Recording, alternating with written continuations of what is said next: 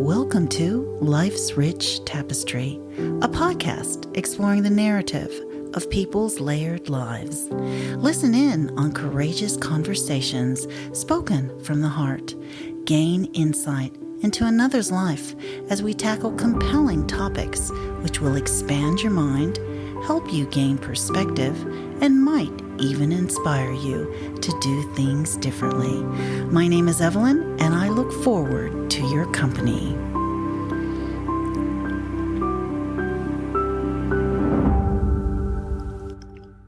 And welcome to another episode of Life's Rich Tapestry.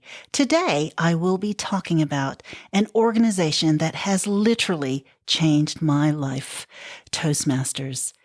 Toastmasters started with a vision from a man named Ralph Smedley, who wanted to start a training program focusing on speaking and leadership.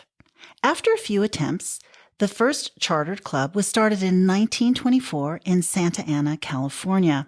Today, there are over 345,000 members involved in almost 16,000 clubs in 142 countries.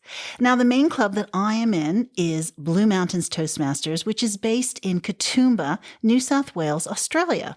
The club was founded in June of 1989 and initially met at various club halls, but has been meeting at the Carrington Hotel for over 14 years on the second and fourth Mondays from 7:30 p.m. Of course, with the coronavirus pandemic, the club ended up having its meetings on Zoom over the last year and a bit. But one of Toastmasters' strengths is the mentor program that it offers. And today, I'm here with my mentor, Jennifer Long, and we will talk about everything Toastmasters and why it's a good thing to think about joining. So welcome to the show, Jenny. Thanks, Evelyn. Yeah, it's so good to have you here. And first off is, how long have you been a member of Toastmasters?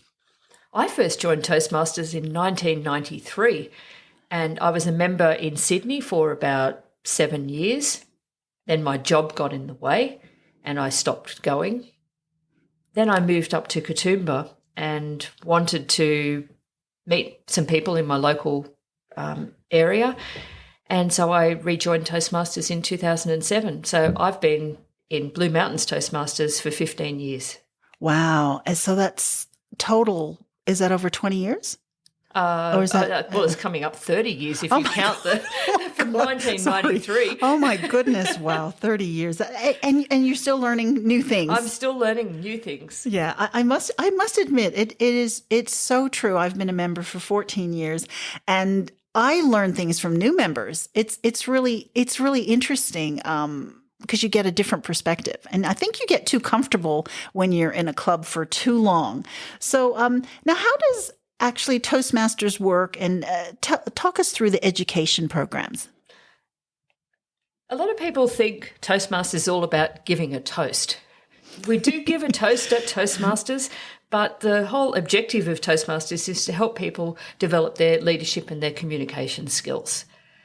With the communication skills, it's about learning how to speak, how to give a prepared speech, as well as how to give impromptu speeches.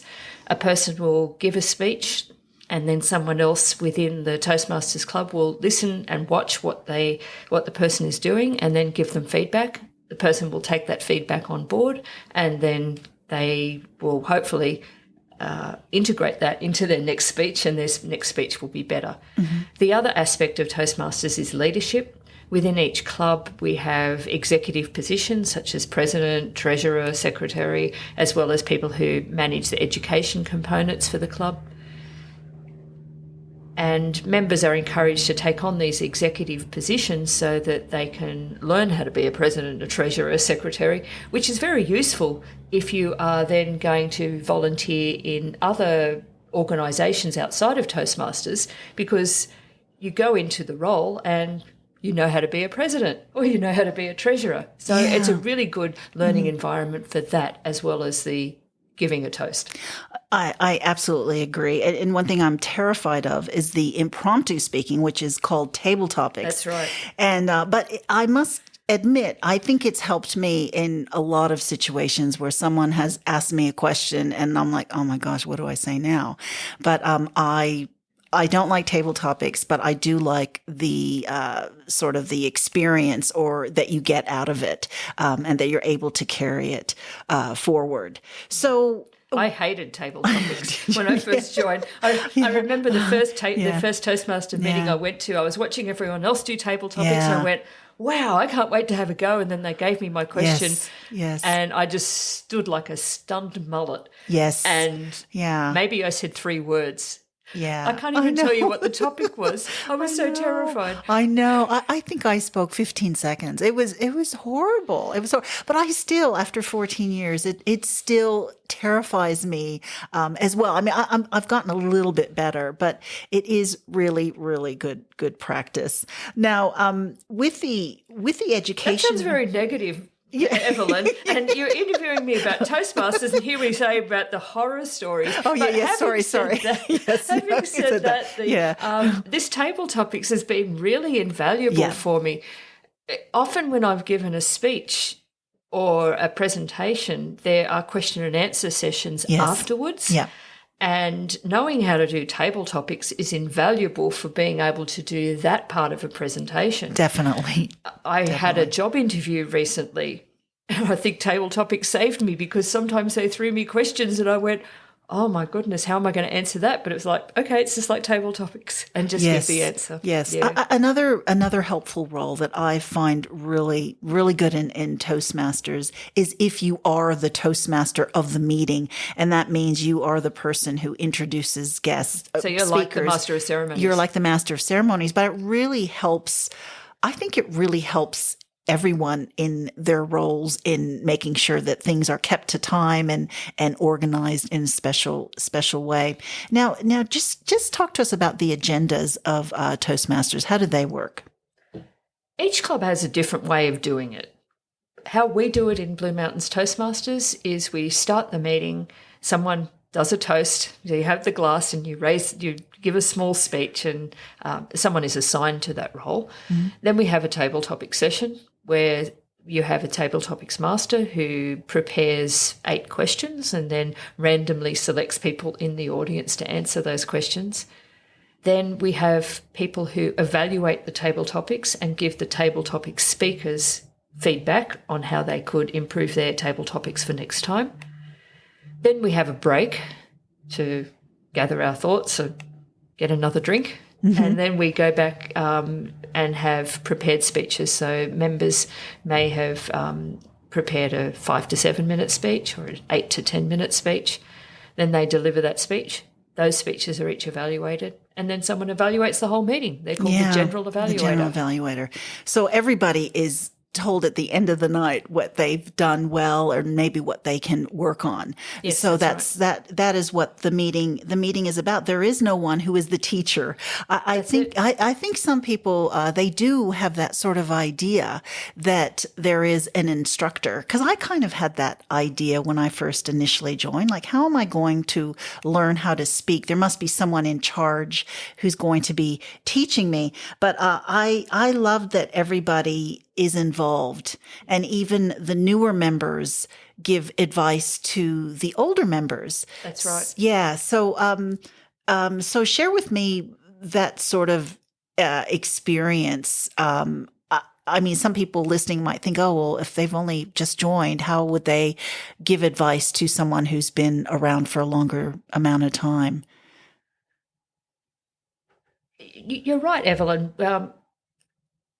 There is this tendency to think someone has to be teaching me. Yep. But to be honest, within the club, there's so many people with different skills. Some people in our club have theatre backgrounds, some have law backgrounds, some have teaching backgrounds. So each of those individuals draws on their career experience to then assist people. And some people are good at funny speeches and some people are good at motivational speeches. Yep. So depending on what you're wanting to gain out of Toastmasters, you might gravitate to one or more of these people. But people's goals change over time. So you That's might go true. into Toastmasters and say, I want to deliver motivational speeches. And then you find, actually, I prefer doing humorous speeches. So you might change the people that you get advice from. But what we do is have an evaluator assigned to speakers within the club. So when you give a speech, someone is your assigned evaluator. And that evaluator might be someone who has loads of experience, or they might be someone who is new. The person who's got loads of experience might be able to draw on all these different experiences that they've had and give some really pertinent advice to the speaker. But sometimes when you have a new speaker come in and do this evaluation, they look at things with fresh eyes. That's true. So they see that they know what they like or don't like, what they find funny or not funny. So they're able to reflect that back to the speaker, and the speaker can learn from that as well. So how do you know that you're doing better? It's through the educational programs, right? And or how did, like, the levels? Is that how it works? Well, you would know yourself whether you're getting better. So if we take the example of table topics, I know that I'm better because when I started, I spoke 3 words, whereas now I can speak for 2 minutes. Yeah. And the same with my speaking. I know when I first started Toastmasters, I had to script every word, and I would have the notes in front of me and I would basically read my speech, or I would have it memorized. Whereas now I feel a lot more comfortable, and I might have a sketch of a speech and then be able to deliver it a little bit more impromptu. So I know that I've improved by those types of measures. I also know that I feel more comfortable, so I might use that as my gauge. So different people will use different parameters to judge whether they've improved or not. But you can also formally gauge your progress by the educational programs that we have, where you have speeches and then you complete a level, and then when you've completed that level, you go to another level, and when you've done so many speeches, you get an award. Yes. So there's ways to gauge yourself that way. Right. And the other way you can see how your progress is to compete in competitions. Yes. And you might initially go in a competition and go, oh man, why did I do that? And then after a while, you might start winning and you go, I must have improved. Yes, definitely. That is one thing that I do love about Toastmasters, is that each year there are competitions, and you go from your club level, then you go to the area, district. After district is division. Division. And then, division. Sorry, then district, and then International. and then there's an international as well, which is very, very exciting. And the competitions have been going for, how long have they been going? Do you know? The competitions. Yeah, the international competitions worldwide. I don't know, as long as Toastmasters. Yes, probably as long as Toastmasters. So that's very, very exciting. Actually, I don't know how long it has been going, but that is very, very exciting, the competition. So I guess you do know your levels, and you do get pins if you if you complete educational levels as well. But some people join Toastmasters with the intention that they're going to give a speech at their son or their daughter's wedding. So they'll know that they have achieved that goal because they go to the wedding and deliver a great speech, and people give them feedback at the wedding. So there's lots of ways people can judge their progress. Yeah, that's right. That's absolutely right. Now, something that's happened in the last year and a half has been the coronavirus pandemic, and most Toastmasters clubs around the world have gone on Zoom, as well as people who are working they work on Zoom, or they have their meetings on Zoom. So, what sort of difference do you think Zoom has played in Toastmasters? A lot of people join Toastmasters because they're terrified of standing in front of an audience. Using a teleconference program has taken away some of that terror because you're talking into a camera. Yeah. So there are some people that say it's not the same because I'm using Zoom. I'd rather be giving a speech in front of an audience where I can get the feedback from the audience. I can see them laughing, or I can see them crying, and I can then adjust my speech accordingly. But for me, I reckon Zoom is great because it's a whole new stage. If we think about a formal presentation face-to-face, we have a stage area and you learn to use the stage, you choreograph yourself, and you might vary your vocal delivery according to what you're doing and according to the room acoustics. But with the teleconference, and for example, Zoom, we have like a television screen that you need to use, and that's your stage. Yep, and you can use it in so many different ways. You can show PowerPoint or other digital images in various ways on the platform. You can use props in a different way. You can use the stage in a different way. Mm-hmm.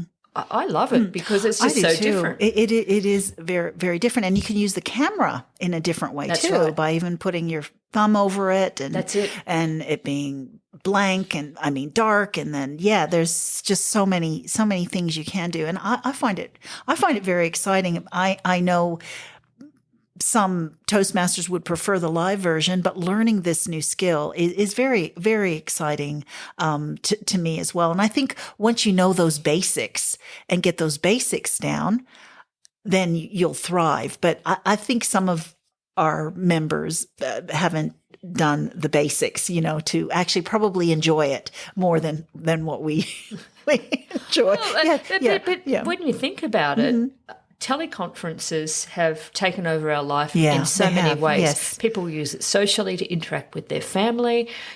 You have meetings with work. You have conferences online.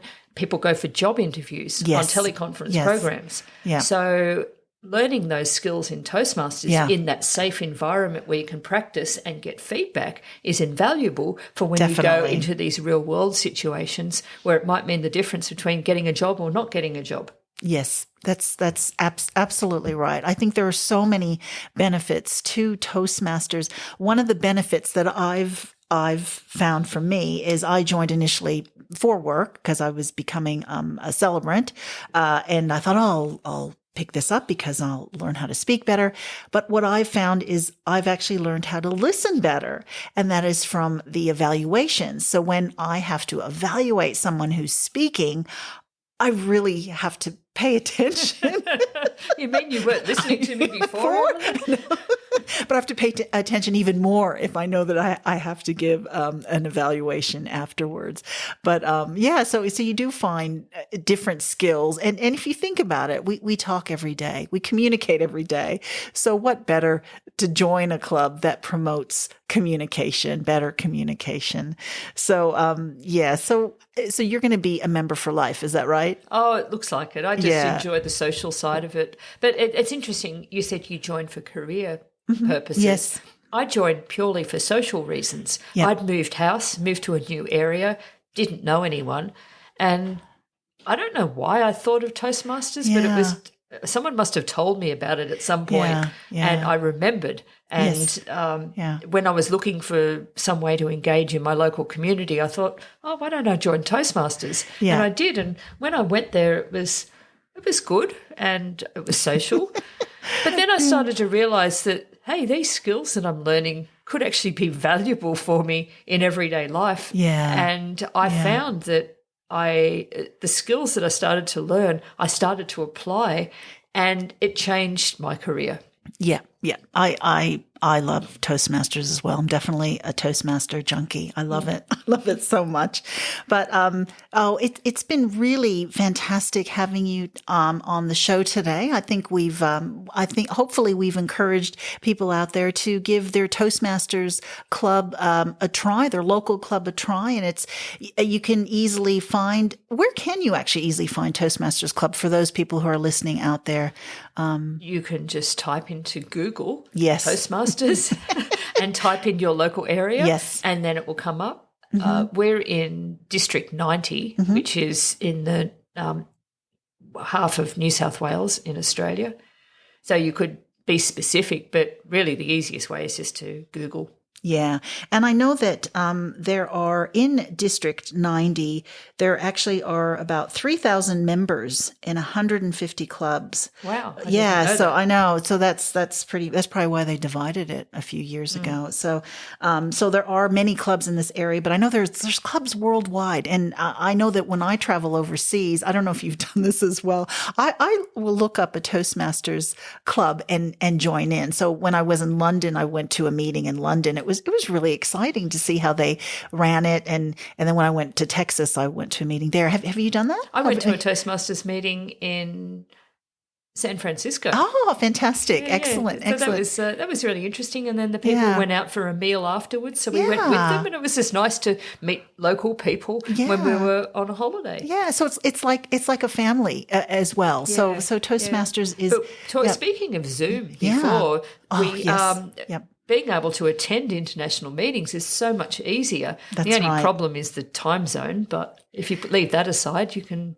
travel at the click of a switch. Yeah, that's right. That's right. I there's another club that I'm involved in, and we have people who actually we had a meeting two nights ago. We had a guy joining us from Korea and someone who was joining us from England. So it's interesting. You can join in on these other clubs and then learn from people internationally, not just in your local yes, area. That's right. I love. There's just so many benefits to Toastmasters. I don't see why you wouldn't want to join or be a part of it. But on that note, before we come to the end, I will say you only join when you're ready, because it's happened many times. You've probably noticed this as well, Jenny. Someone will come and they'll be terrified, but they might come 2 years later and join and then be a member. So it's your timing has to be absolutely right, and you have to be ready to join and ready to learn and ready to have a good time.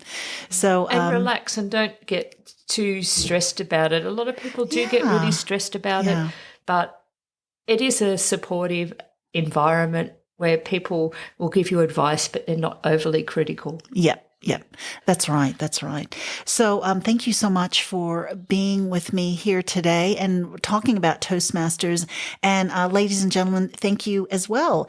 And you'll be seeing me at another episode. Thank you so much for your company. Please tune in next week to Life's Rich Tapestry, where you will hear another courageous conversation spoken from the heart.